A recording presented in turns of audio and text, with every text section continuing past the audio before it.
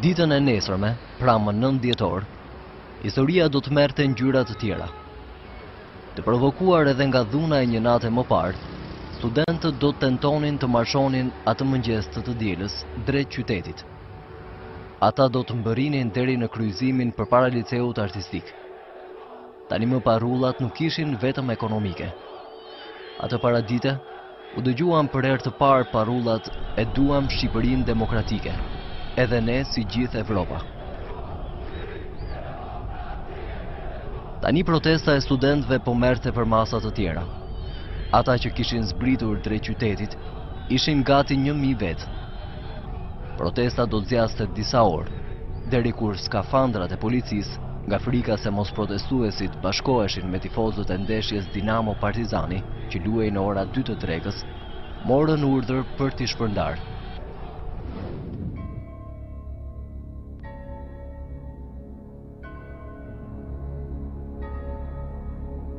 Dita e tretë e protestave kishte filluar të qenë më e organizuar. Në godinën e famshme 15 të konvikteve të qytetit studenti, ishin mbledhur krerët e saj. E vetmja gjë për të cilën kishin rënë dakord ishte: do t'i paraqisim kërkesat tona Ramiz Alis. Ato nuk do t'jenë kërkesa ekonomike, por politike.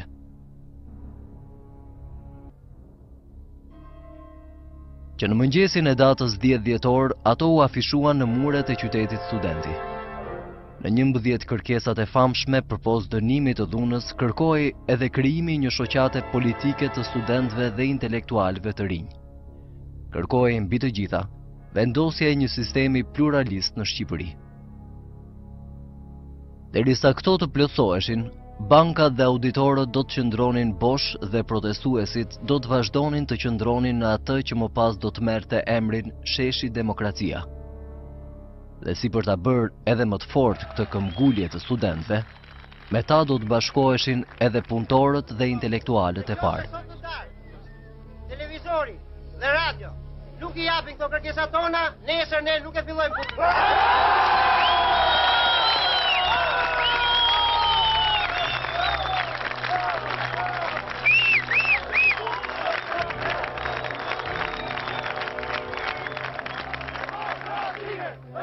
Tashmë idhtarët e së njëjtës parull po bëheshin më të shumtë.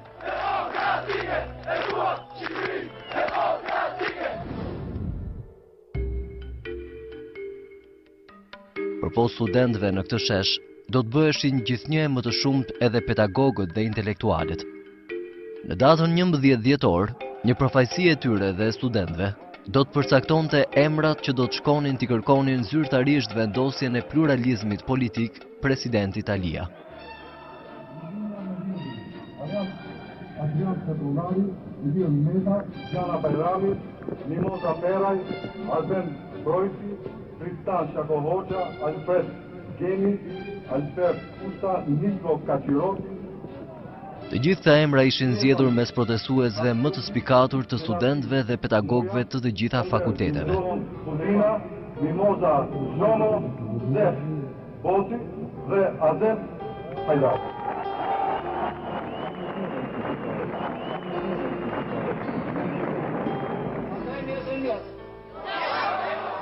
Vetë ky i fundit, Azem Hajdari pra, që kishte udhëhequr 3 ditë protestën, u përbetoi mbështetësve të tij përpara takimit me presidentin Alia. Amana që të na bëjnë këtu, do zbatojmë të gjitha ato rregulla që na keni na kujtë themin e ju. Pasi paru, pasi çfarë tjetër. Ne ju të na bëjmë ta diskutojmë.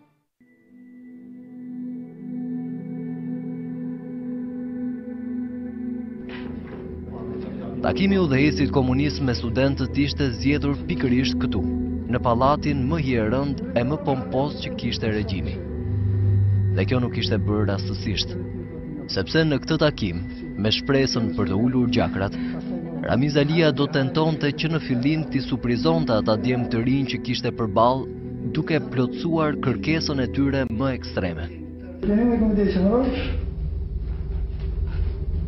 shqyrtoi të gjendjen aktuale edhe rekomandoi masa përkatëse për përmirësimin e saj.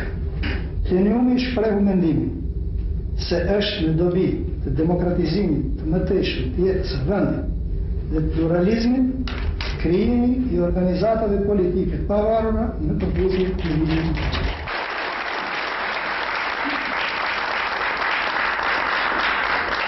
Në fakt, kjo që sapo kishte kumtuar Ramiz Alia, ishte një mënyrë diskrete për të shpallur pluralizmin politik në vend. Vetëm pas 3 ditë protestash studentore. Ka një anë udhëheqësi komunist shqiptar donte të shfrynte protestën që pa lindur. Nga ana tjetër ai kërkonte ta minimizonte rëndësinë e asaj që ka shpallur. Kjo edhe për një fakt të thjeshtë. Vetë lideri I studentëve nuk kërkonte më shumë se sa një shoqatë të studentëve dhe intelektualëve të rinj. Du të flasë në emër të lëvizjes të intelektualëve të rinj që janë shkruar këtë ditë. Dhe t'ju siguroj që kjo lëvizje duhet shkoni në atë Ministri Drejtësisë. Që është menduar. Jo, ta keni parasysh. Është menduar. Kjo lëvizje ka qëllime demokratike në mbështetje të reformave të ndërmarra nga vetë ju si president. Nuk është lëvizje e imponuar, as e vlerë, as e shitur, dhe ashtu si mund të jetë interpretuar. Kjo se ka interpretuar Jo, është nga shumë kemi paraqitur një program në emër të kësaj lëvizje dhe ky program është I paraqitur nga ne duke pas parasysh ndjenjat kombëtare dhe asnjë tjetër dhe demokracinë e cila ka hyrë në rrjedh të pëlqyeshur për popullin, po kemi mendimin që mund të ishte edhe më përshkruar. Faktikisht kemi menduar që në ashtu si shteti demokracia nuk është bulevard dhe ka pasur këshilla. Ashtu sikur se shihet pra edhe gjuaja e atyre që ishin aty si kundërshtar të regjimit, I ngjan më shumë asaj të aparatçikëve komunist. Kujdesi më I madh është që këta protestues të mos etiketohen si armiq, si njerëz të blerë nga armiku dhe në shërbim të tij. Edhe mundësia e lindjes së partive opozitare përmendet në mënyrë timide. Ai sa atë më me forcë artikulon vetë udhëheqësi komunist. Që pengon aktualisht partinë tonë që ti propozoj kuvendit formimin e partive të reja? Nuk e pengon kjo. Nuk e pengon kjo. Kushtetuta nuk e lejon në një pikpamje që thuhet që ai ligj kushtetues, cilin ju vetë propozohet për të abroguar në tarme. Cili? Ligji për udhëheqjen e rolin udhëheqjes të vetëm të partisë. Përderisa ne nuk kemi rol udhëheqjes të vetëm të partisë, domethënë ose shpresojmë sa afërmi, mos kemi. Përderisa ne nuk kemi një ligj, me sa di unë, se shpesh edhe njëri tonë janë të mësuara. Është edhe ajo është. Nuk na mungon, përgjithsisht na mungon informacioni. Atëherë, pra nuk kemi një ligj që të shprehimisht të thotë ndalohet. Nuk ka. Nuk ka. Atëherë, s'ka asnjë ligj që thotë ndalohet. Atëherë, për çfarë arsye pengohet? Ose se ka thënë pengohet, nuk është e mendimit Partia e Punës se krahas saj mund të jetë një kontribut në tyre dhe partitë tjera, të cilat do të punonin dhe do të luftonin me pikpamjet e tyre për atë vend për Shqipërinë. Por pavarësisht nga mënyra se si u kërkua, nga tonet e forta apo të buta, nga qartësia ose jo për të parë të ardhmen, pas ditën e 12 dhjetorit, tashmë pluralizmi politik ishte një realitet. Dhe këtë e shpallte që atë mbrëmje televizioni komunist shqiptar përmes zërit të gazetarit të vet numër 1, Alfons Kurashit.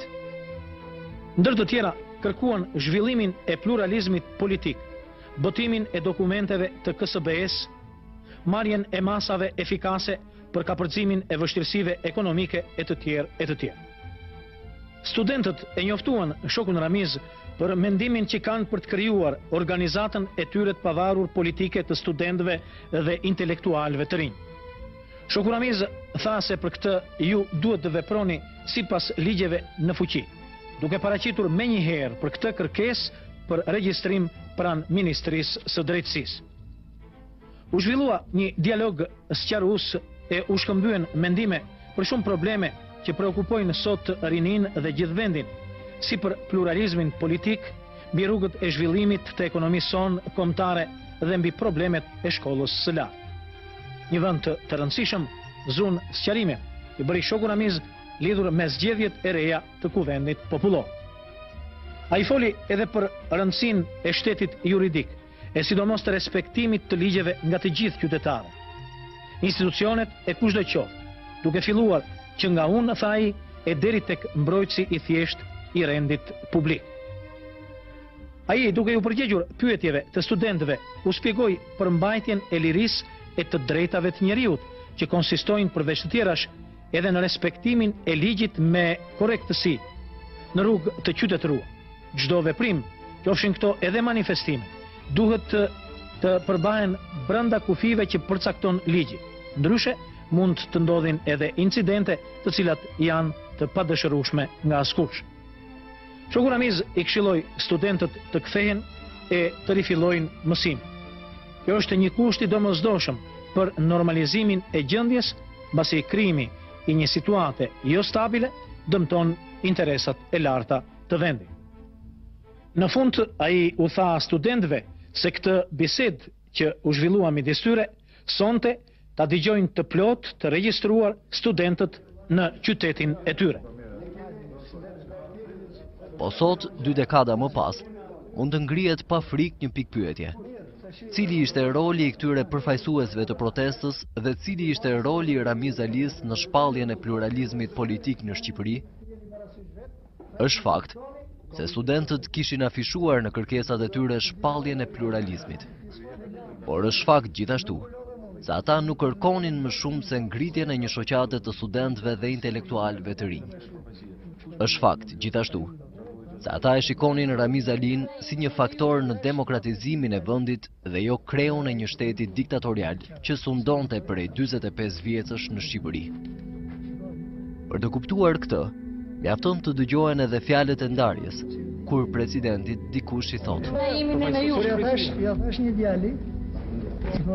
Dhe më tej akoma, një vajzë vazhdon. Dhe më në fund, adoptohet e njëjta gjuhë e PPSH-s, se këto situata mund të shfrytëzohen edhe nga armikët.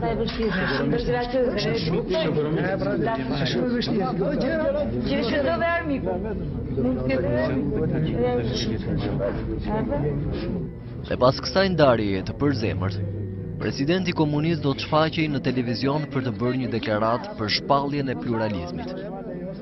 Por me një gjuhë tinzare, ai nuk përmend asnjëherë se tani kishte ardhur koha kur edhe partitë të tjera do të konkuronin për të marrë pushtetin e Partisë së Punës. Ai flet vetëm për lejimin e shoqatave politike, sepse në fund të fundit, këtë kishin kërkuar vetë studentët. Partia tashmë e shprehu publikisht mendimin e saj, se është në dobi të demokratizimit më tejshëm të vendit, krijimi i organizatave politike të pavarur. Sigurisht, të atyre që respektojnë ligjet në fuqi dhe u përgjigjen interesave të larta të atë dheut dhe të kombit tonë. Ky qëndrim i urtë i partisë përfaqëson një tjetër hallk të rëndësishme të procesit tonë demokratik që tashmë është i pakthyeshëm. Kuptohet se po hyjmë në një fazë të re të marrëdhënieve politike brenda vendit, për të cilën na mungon jo vetëm eksperiencë, por edhe mekanizmat e nevojshme juridike, konceptet e etikës politike për një gjendje të tillë, praktika e një dialogu me të vërtet demokratik e frutëdhënës. Të gjithë duhet jemi të preokupuar dhe të punojmë për gjetjen e rrugëve më të mira, për krijimin e kushteve sa më optimale e sa më të përshtatshme për përparimin e ekonomisë, për ruajtjen e të drejtave dhe lirive të individit, për mbrojtjen e interesave thelbësore të kolektivave e shtresave të ndryshme shoqërore e mbi të gjitha, për sigurimin e lirisë, pavarësisë e sovranitetit atë dheut.